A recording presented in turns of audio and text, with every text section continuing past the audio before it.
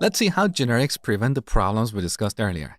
So let's add a new class in this package. We call this generic list to differentiate from the other list implementation. Now, we want this class to be generic so we can reuse it to store different types of objects. So right after the name of the class, we type these angle brackets, and inside these brackets, we type a capital T, as in short for type or template. Now, we could use any letters here. It doesn't have to be a T, but T is a common convention.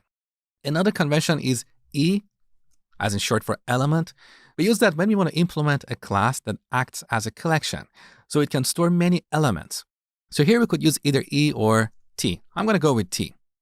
Now, this T is a type parameter for this class. So just like our methods can have parameters, our classes can have parameters as well. This T over here represents the type of objects we want to store in this list. When we create an instance of this class, we'll have to specify an argument or a value for this parameter. For example, back in our main class, let me delete all this code. If you want to create an instance of our generic list, we type new generic list. Now here we specify the type of objects we want to store in this list. For example, user, or string, or integer, okay? So back to our generic list implementation, this T represents the type of objects we want to store here. Now we need an array of type T. So private T array, we call it items, and set it to new T array of 10. Now here we have a compilation error because the Java compiler doesn't know the type of T at this stage. Is it the character class or the string class or the user class? It doesn't know what it is. That is why it cannot instantiate it. Now, one simple workaround is to use new object array here, and then cast the result to T array. Okay? Now, just like before, we need a field for keeping track of the number of items in this list.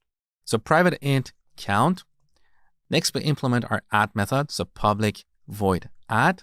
Now, instead of an integer or an object, we pass T.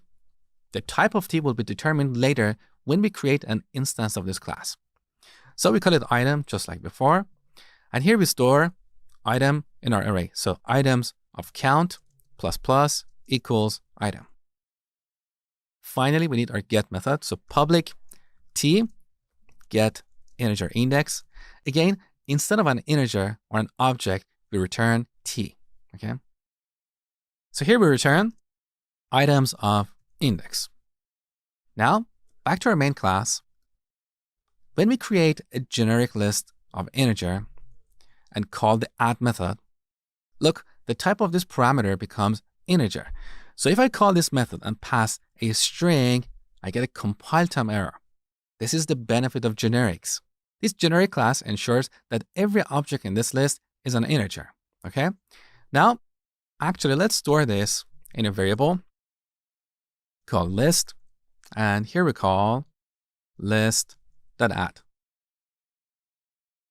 Let's pass an integer. Now, here's the second benefit.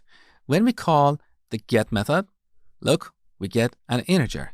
So if we get the first item, we can simply store it in an integer. And here we don't need an explicit cast. If we had a generic list of users, we could add a user object here. And when reading the first item, we would store it in a user object. Okay, again, we don't need an explicit cast. So our code becomes cleaner and we get compile time type safety. So we can catch our mistakes at compile time rather than at runtime. That is the beauty of generics. Now, over the next few videos, we're going to study generics in more detail. You're going to understand how exactly generics work under the hood. So I will see you in the next video.